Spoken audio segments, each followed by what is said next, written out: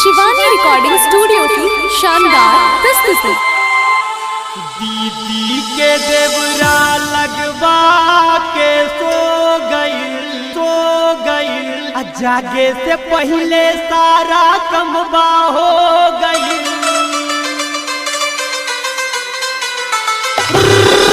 दीदी के देवरा लगवा के सो गई जागे से पहले सारा कमबा हो गई।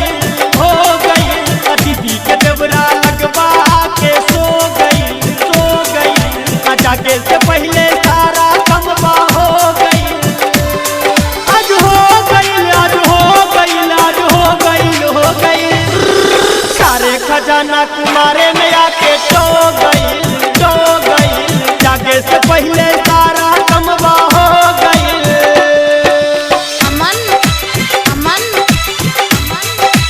सारा कमबा हो गई।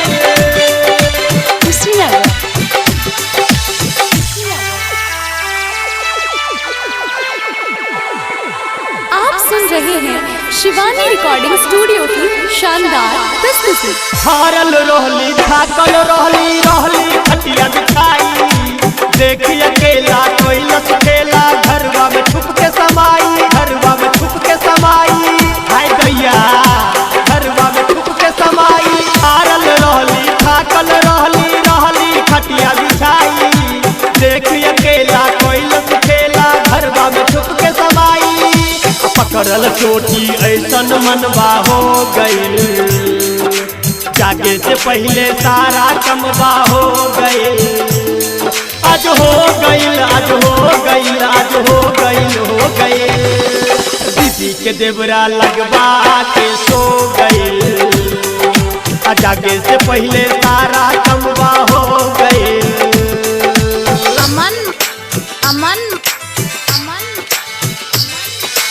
आधी रतिया में पी के आवे घरबा में घुस के सतावे लागे।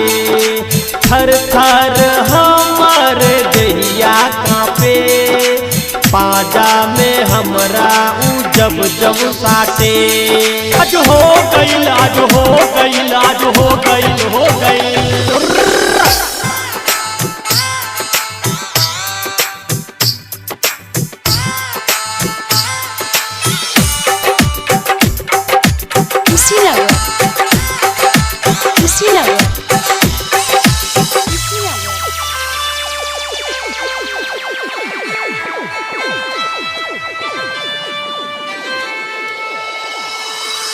का बताई तोहरा के सच कैलन कौन लीला। पहिल जवानी उठाइल रहे कैलस देहिया ढीला